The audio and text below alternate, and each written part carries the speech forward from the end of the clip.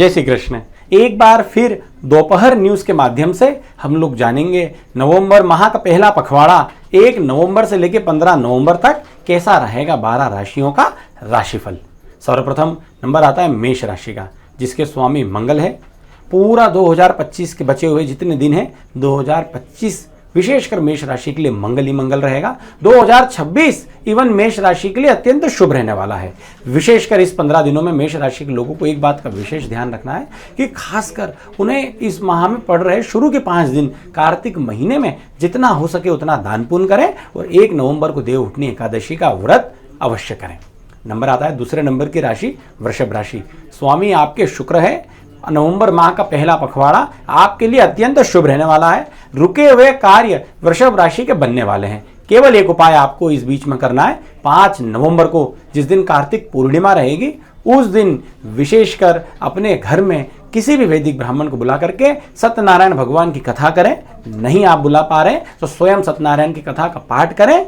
बहते हुए जल में दीप दान करें। आप किसी भी मंदिर में तुलसी के पौधे में विशेषकर दीप दान अवश्य करें। तीसरे नंबर की राशि मिथुन राशि। स्वामी आपके बुध है। नवंबर माह के शुरू के 2 सप्ताह आपके लिए मिले जुले रहेंगे। एक बात का मिथुन राशि के लोगों को ध्यान रखना है, अपनी वाणी पर संयम आपको रखना है और गुस्से पर कंट्रोल रखना है। बस इतना आप कर लीजिए।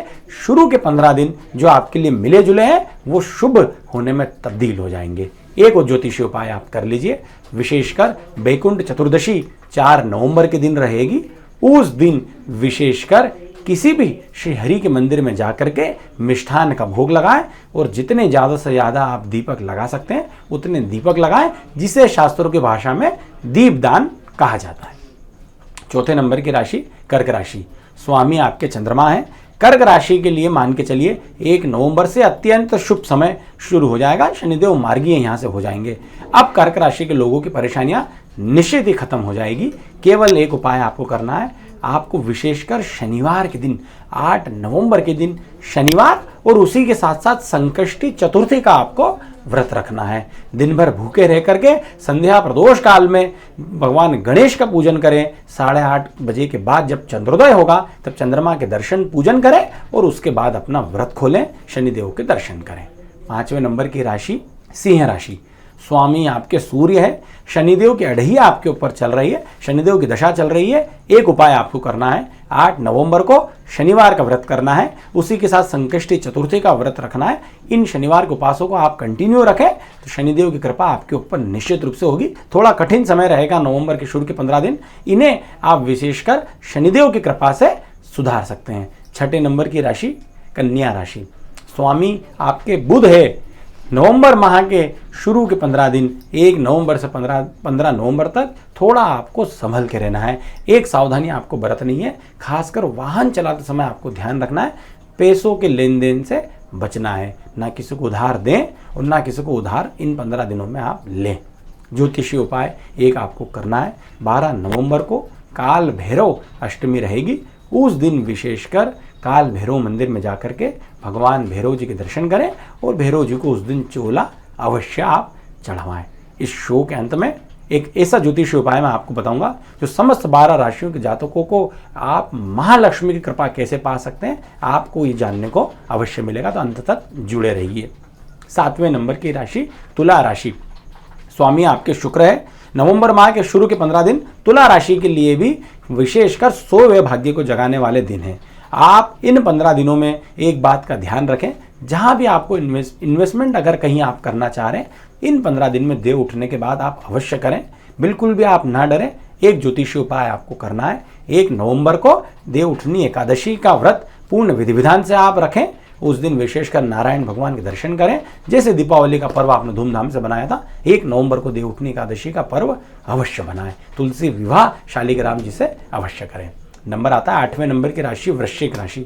वृश्चिक राशि का भी कर्क राशि के जैसा ही 1 नवंबर से भाग्य खुलने वाला है। जितनी परेशानियां वृश्चिक राशि के ऊपर चल रही थी वो पूर्ण रूप से समाप्त हो जाएगी। वो उनको देखने को भी मिलेगा, क्योंकि 23 मार्च को वृश्चिक राशि के ऊपर शनिदेव की अढ़ैया समाप्त हुई थी। वहीं से वृश्चिक राशि के लोगों को लग रहा था कि शनिदेव की अढ़ैया समाप्त हो गई है, क्यों नहीं हमारे अच्छे दिन आ रहे हैं, इसलिए नहीं आ रहे थे कि वहीं से उनके ग्रह नक्षत्रों में शनि वक्री हो गए थे।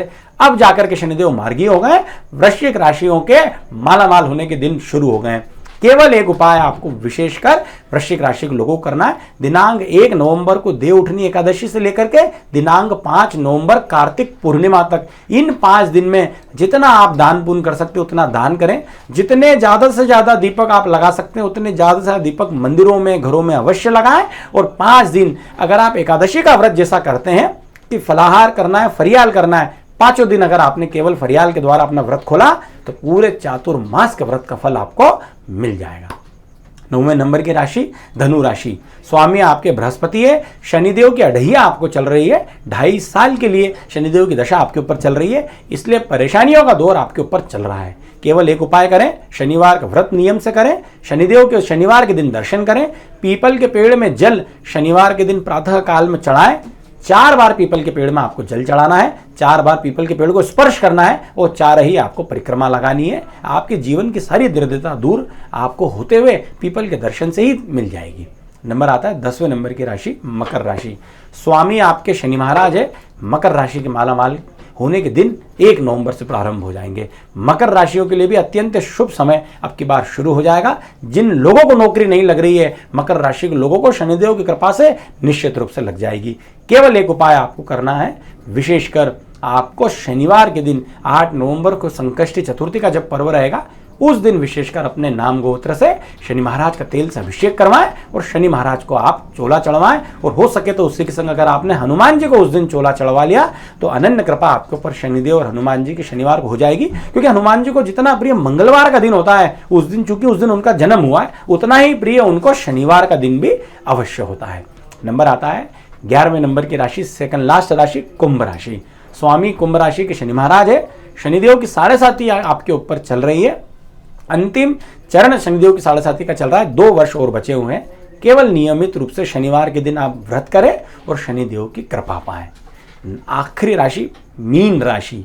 स्वामी आपके बृहस्पति हैं और शनिदेव की 7.5 आपके ऊपर भी चल रही है। नवंबर माह का पहला पखवाड़ा आपके लिए अत्यंत शुभ रहने वाला है। मीन राशि के लोग केवल एक उपाय करें, 5 नवंबर कार्तिक पूर्णिमा के दिन पूर्णिमा का व्रत करें, सत्यनारायण कथा का पाठ करें या किसी ब्राह्मण से करवाएं और जितना हो सके उतना दीपदान करें। अब एक ऐसा उपाय जो समस्त 12 राशि के जातकों को करना है, आपको खासकर दिनांक 1 नवंबर देव उठनी एकादशी से लेकर के दिनांक 5 नवंबर कार्तिक पूर्णिमा, ये 5 दिन पूरे वर्ष के सबसे अद्भुत दिन होते हैं। इन 5 दिन आपको सूर्योदय से पूर्व उठ करके ठंडे पानी से स्नान करना है।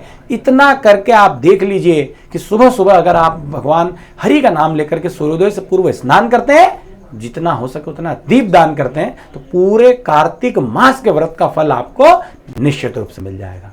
अगले पखवाड़े में फिर मुलाकात होगी, तब तक के लिए जय श्री कृष्ण।